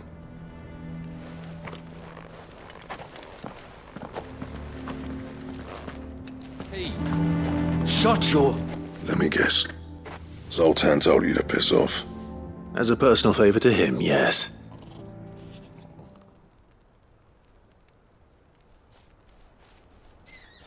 Well, at least he didn't beat about the bush. There'll be no talking him round. Not after what I did. Which is what exactly? If we're to help, we need to know. What turned the village against you? I left. Dravost. Zoltan. The burden of leadership our dying master dropped in our laps. All of it. There are two kinds of smiths in this world, you see. My kind, who are in it for the love of the craft, who labour on a single piece from dawn to dusk to get it just right. And the other kind, who are in it for different reasons. People like Zoltan, whose work is quick and cheap. The kind of smiths who shit out a few hundred blades, reap the profit, and divvy it out among themselves. There wasn't a single day we weren't at each other's throats. And bit by bit, people started taking sides. You would have torn Dravost in half had it gone on. So, I left. You didn't have to do that. Zoltan's a better chief than I would have been. His way of doing things kept food on people's tables.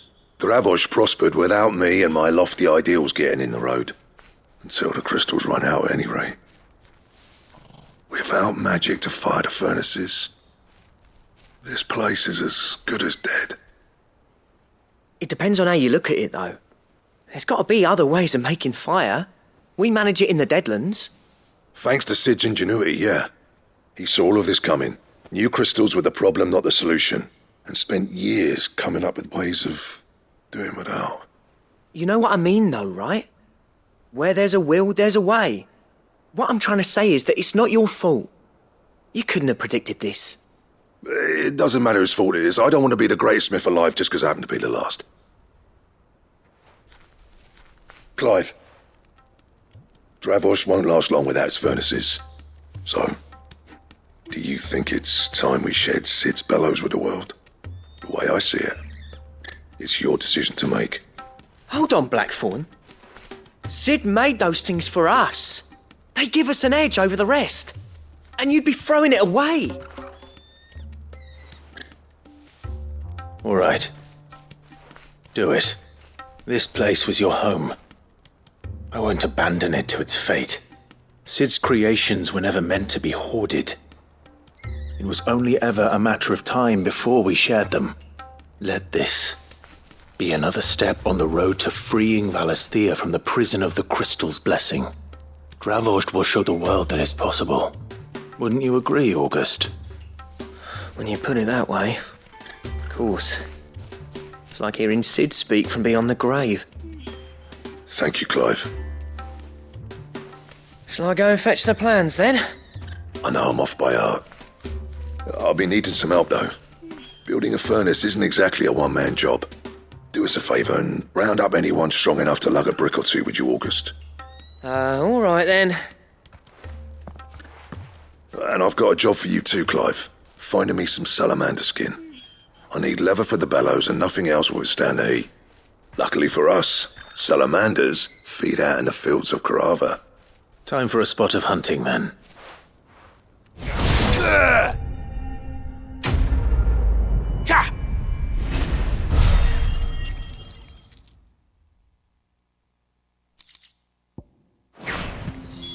I dare say that will be enough for a decent set of bellows. What's this all about, then? Don't know. Any trouble finding the skin? Nothing I couldn't handle.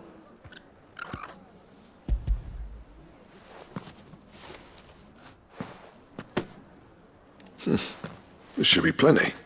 Right then, time to put these louds to work. If everyone pulls their weight, we'll be finished in no time.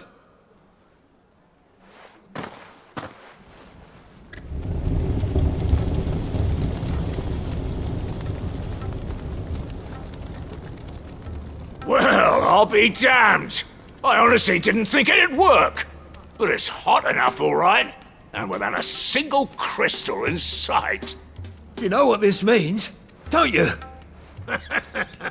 I do, yeah. Dravost is saved.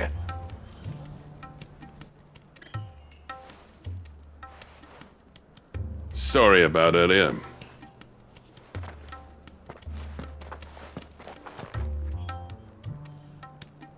I take back everything I said.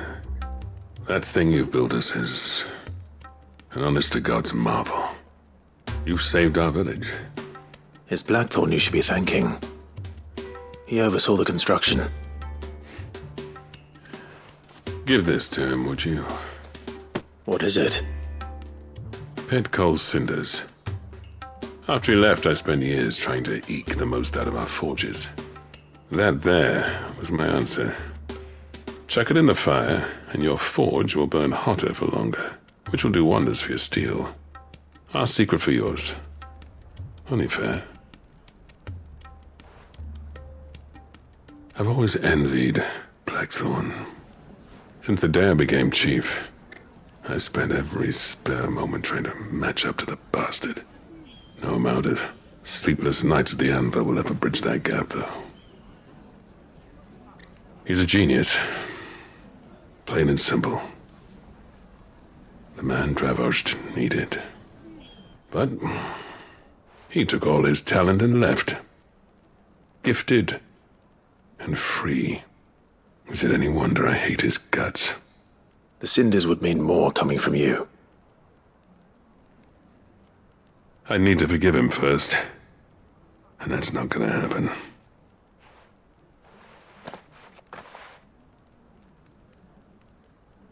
Well, you know what they say. Oriflamme weren't built in a day and all that.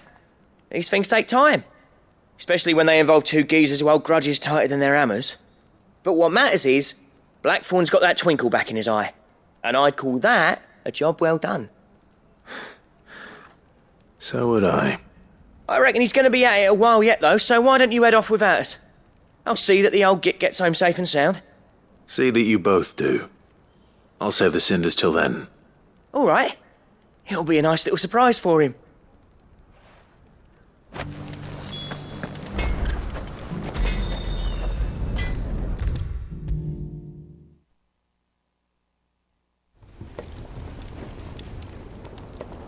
Gentlemen, I see you both made it home in one piece. Yeah, well, we didn't want to outstay our welcome. The whole village turned out for a go on the bellows after you left. Everyone except Zoltan has. Didn't see hide nor hair of him. Oh, but that reminds me. I have something for you.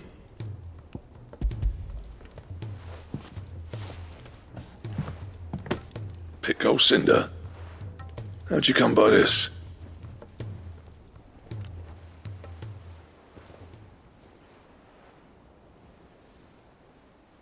And you're sure he wanted me to have it? I'm sure. He didn't say so, but I think he wants to forgive you. Huh. Imagine that. Yeah. You know I could never leave this place, don't you? Every time you put on mail, you and the curse breakers are trusting me with your lives. There's no greater honor for a smith than that. I'm not about to go crawling back to Zoltan for forgiveness, but I will make good use of his cinder. And if that helps save even a single life, then he'll have my gratitude. What was it you said he called me? Huh? A genius? And he spent sleepless night trying to copy me, did he? Sounds like I better get to work. I've got a reputation to uphold. It's good to see you back on form, Blackthorn. I don't know how you pair put up with me sometimes, but I'm grateful all the same. Now, where was I? Oh yeah, about to put Zoltan back in his place.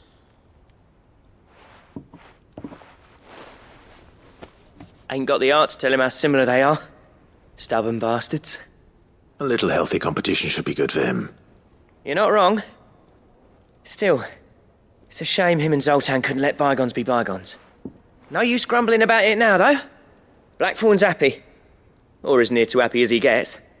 And that's good enough for me.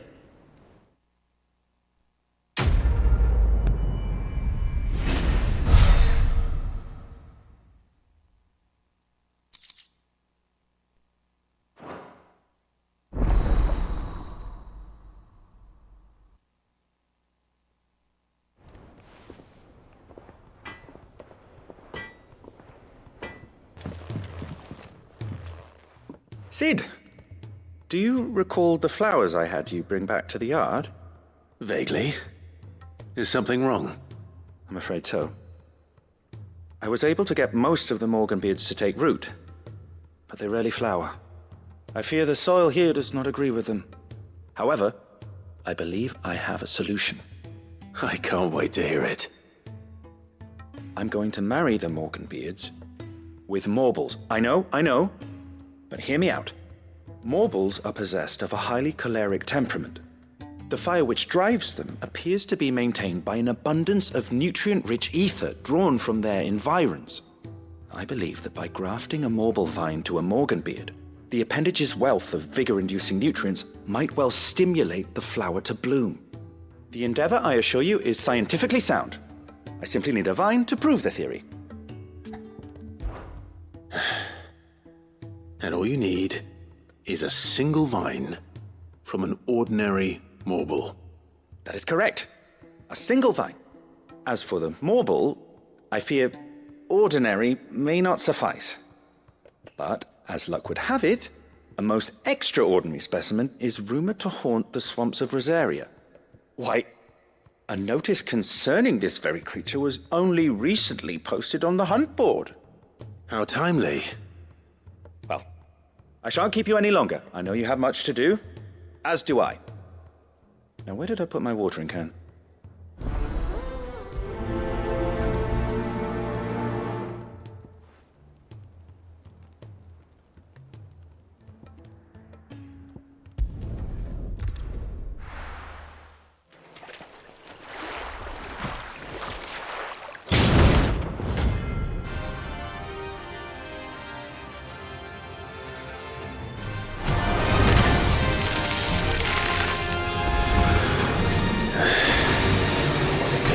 Just any Morble, could it? All right then.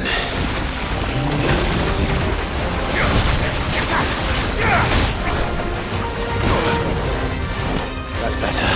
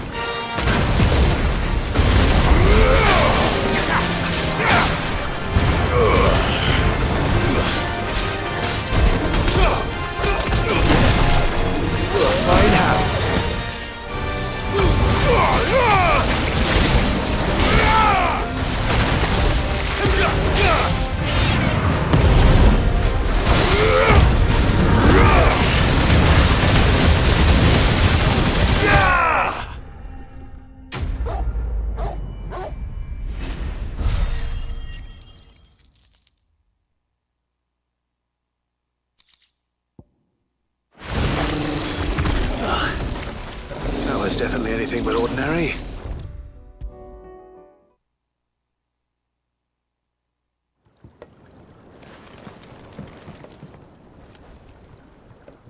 Sid, I can't help but notice that your satchel is twitching in a most violent manner. Here. It's your problem now. What an amazing specimen. The flesh positively throbs with vitality. If I can successfully graft this to the Morganbeards... When I successfully graft this to the Morganbeards, I suspect the results will be immediate. I shall begin at once.